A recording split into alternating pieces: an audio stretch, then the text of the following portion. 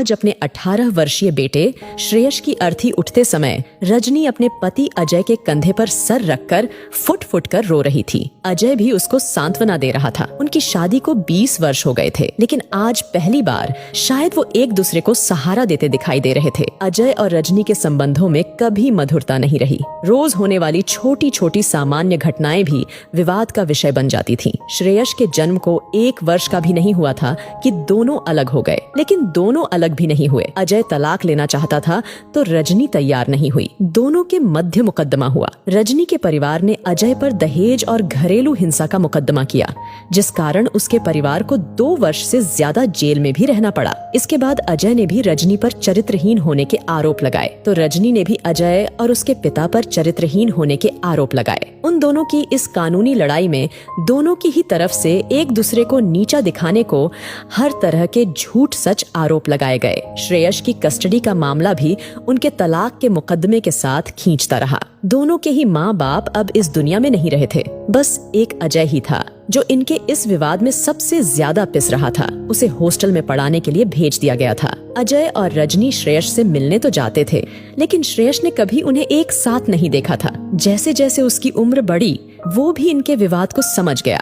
उसने भी प्रयास किए, लेकिन कुछ नहीं हुआ। श्रेयस ने नशे को अपना साथी बना लिया और पढ़ाई भी छोड़ दी। अब वो इन दोनों से ही दूर भाग रहा था। अजय और रजनी को जानकारी मिली कि इनका बेटा अब जिंदगी की आखिरी सांसें गिन रहा है। अजय और रजनी श्रेयस के जीवन के आखिरी 15 दिन उसके साथ रहे। जीवन में पहली बार वो साथ साथ भी रहे। इन 15 दिन दोनों इतना रोए कि श्रेयस के दाह संस्कार तक तो दोनों की ही आंखों के आंसू सूख चुके थे। अजय ने श्रेयस का अंतिम संस्कार अपने पैतृक गांव में ही किया। पहली बार अजय और रजनी में किसी भी विषय को लेकर कोई विवाद नहीं हुआ था। रजनी और अजय दोनों एक साथ बाहर पार्क में बैठे हुए थे। दोनों अपने ही ख्यालों में खोए थे। उसे याद आया कि बचपन में श्रेयस कैसे जिद करता था, मम्मी आप पापा के साथ क्यों नहीं आती? जब वो आते हैं तो आप नहीं आती, जब आप आती हैं तो वो नहीं आते।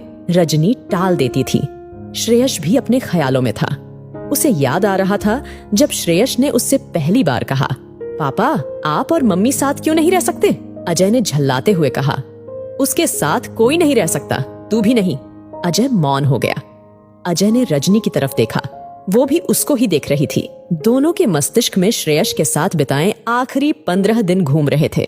रजनी को याद आया जब श्रेयस ने उन दोनों से कहा था, मम्मी मैं हमेशा आप दोनों को साथ देखना चाहता था, जैसे और बच्चों के मम्मी पापा होते थे। जब भी आप दोनों से साथ आने की बात की तो आप दोनों ने एक दूसरे के लिए बस आग ही उगली। श्रेयस ने एक लंबी सांस छोड़कर कहा, मम्मी बुआ के यहाँ गया तो वहाँ सब लोग आप पर बहुत ही गंदे इल्जाम लगा रहे थे, और मामा के यहाँ गया तो वो पापा पर बहुत ही गंदे आरोप लगाते थे। इसलिए मैं ऐसे किसी के भी पास नहीं जाता था जो आप दोनों को जानता हो। फिर श्रेयस ने अजय और रजनी की तरफ देखा और बोला, पापा आप दोनों ने भी एक दूसरे पर बहुत गंदे गंदे इल्जाम लगाए थे। मम्मी इतने गंदे तो आप दोनों कभी भी नहीं हो सकते हो। रजनी और अजय दोनों के आंखों से अश्रुधारा बह रही थी। अजय ने श्रेयस के माथे पर हाथ फेरते हुए कहा, बेटा तेरी मम्मी कभी गलत नहीं थी, वो बस उसे नीचा दिखाने के लिए मैंने ये झूठे इल्जाम उस पर लगाए। रजनी भी बोल पड़ी, बेटा हम दोनों ही एक दूसरे को नीचा दिखाना चाहते थे, हराना चाहते थे। मैंने भी इन पर हर इल्जाम झूठ ही लगाए। हकीकत तो ये है कि हम दोनों कभी भी एक दूसरे को जान ही नहीं पाए। इन 15 दिन के दौरान अजय और रजनी को एक दूसरे के संबंध में बहुत सी सामान्य जानकारियां पहली बार मालूम हो रही थी। कहने को उनकी शादी हुई थी, एक बच्चा भी हुआ था और दोनों ने 3 वर्ष साथ भी बिताए, लेकिन वो कभी भी एक दूसरे के व्यक्तित्व से परिचित ही नहीं हो पाए। अजय और रजनी दोनों ही अतीत की कल्पनाओं से बाहर आए और रजनी फिर से रोने लगी। अजय ने रजनी के सर पर हाथ फिराते हुए कहा, अब सब कुछ खत्म हो गया। रजनी ने शांत होते हुए कहा, अजय सच ही ना, हम दोनों तो कभी एक दूसरे को पहचान ही नहीं पाए। माँ बाप ने हमारा रिश्ता तय किया था, लेकिन हमारी जिंदगी का हर फैसला भी वो ही कर रहे थे। और तो और हमें साथ रहना है या अलग होना है, ये फैसला भी हमारा कहाँ था, उन्होंने ही हमारे लिए किया। अजय ने जमीन की तरफ देखते हुए कहा, ठीक कहा तुमने। हमने कभी ये जानने की कोशिश ही नहीं की कि हम एक दूसरे से चाहते क्या हैं। तुम्हारे माँ बाप जो बोलते थे वो तुम सुनती और समझती थी, और मेरे माँ बाप जो बोलते रहे वो मैं सुनता और समझता रहा। लड़ाई तो उनके अहंकार की थी जो हम लड़ते रहे जीवन भर। रजनी ने अजय की तरफ देखते हुए कहा, बाद में वकीलों की सलाह पर हम चलते रहे, हमारे माँ बाप के अहंकार की लड़ाई लड़ी हमने, लेकिन उसे सबसे ज्यादा सहा हमारे बेटे ने। क्या मिला हमें? क्यों कभी भी एक बार भी हमने सारी दुनिया को भूलकर एक दूसरे के बारे में, अपने बेटे के बारे में सोचकर कोई फैसला नहीं किया? तुम वो करते रहे जो तुम्हारे माँ बाप को सही लगा, और मैं वो करती रही जो मेरे माँ बाप को सही लगा। क्या हुआ परिणाम? मैं एक अच्छी बेटी, पत्नी और माँ नहीं बन पाई, और तुम एक अच्छे बेटे, पति और बाप नहीं बन पाए। अजय ने अपने हाथों में रजनी के हाथ को लेते हुए कहा, जिन माँ बाप के ईगो की लड़ाई हमने लड़ी, वो चले गए हमें छोड़कर, लेकिन हम लड़ते रहे। रजनी दूसरा गलत है या सही, इसके लिए उसे जानना पड़ता है, लेकिन हमने तो एक दूसरे को जानने की कोशिश ही नहीं की कभी। रजनी ने एक करुण भाव चेहरे पर लाते हुए कहा, हमें एक दूसरे के लिए हमारे पेरेंट्स ने ही पसंद किया पहले।